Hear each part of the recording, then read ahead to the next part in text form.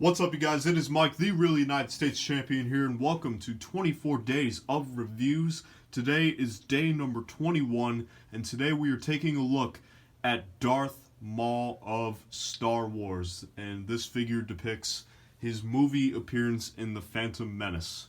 This is one of my childhood favorite toys. I loved Darth Maul as a kid, and when I got his action figure, of course, I was going to be all over the fact that, I was getting a Darth Maul action figure.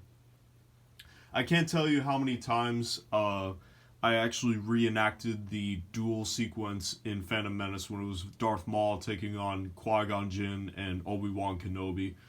I've reenacted that battle so many times, and I've used this figure so many times in that battle against Obi-Wan and Qui-Gon, so there's a lot of childhood nostalgia with this figure, so I think this is a good fit here for 24 Days of Reviews, because quite honestly, a lot of these figures that I'm reviewing in 24 Days of Reviews, they are, for the most part, have some sort of nostalgic vibe on them, like the Johnny Cage I reviewed earlier in the series, or other figures that are from video games or from like wrestlers or whatever like that I really have grown attached to.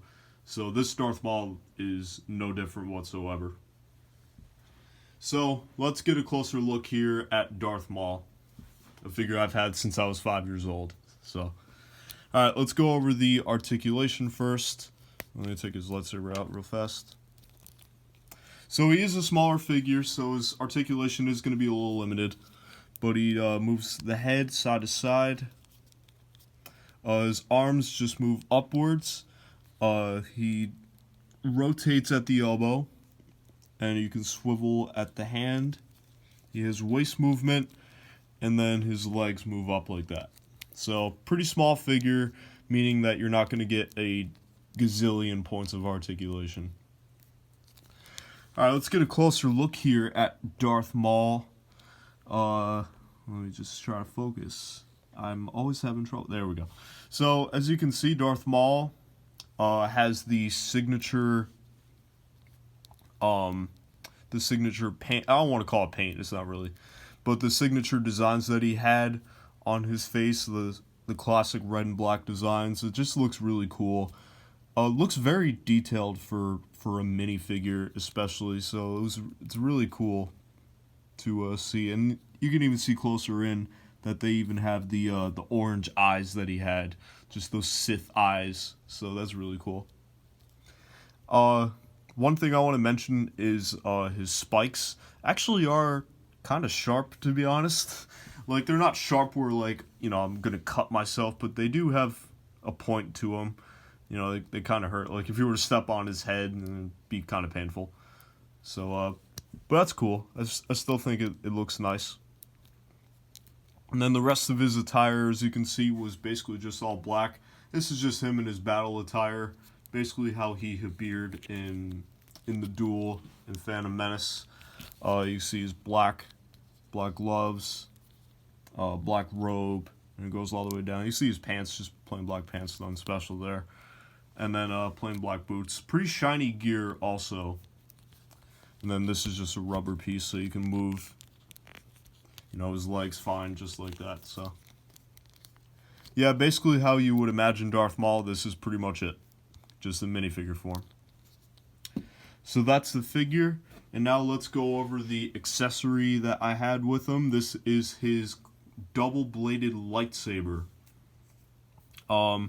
One thing you will notice is that it is kind of chewed up. It is a little bent. You can kind of see some bite marks in there. And the reason for that is because my cat was known to bite stuff and chew on stuff. So unfortunately, she got to this lightsaber at one point and was able to save it. Like, it's not terrible enough to where he can't hold it, but it kind of sucks that that's just going to be permanent. So it's whatever. Let's see. You can kind of see that there are a couple red dots in there, similar to what he had in the actual lightsaber. NER parts are molded on, which is nice. And the blade itself is sort of a translucent red. It's not terribly translucent, but it is. It's a translucent material that they made. So yeah, it's a pretty unique accessory for a figure.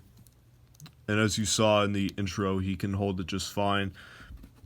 You'd probably be better off holding it in two hands. Well, yeah, he can hold it in one hand like that. But the way I've had him displayed is usually with two hands. So, alright guys, that will just about wrap up this review. Again, like I said, this figure has a lot of nostalgia for me. Just countless hours of playing with Star Wars figures and just reenacting the battles, or even doing dream battles, like I've done like Darth Maul versus Kit Fisto in the past. So, you can imagine how much fun I had as a little kid with this Darth Maul figure. It was always a great time. Like, before pro wrestling or anything like that, Star Wars was basically my first love.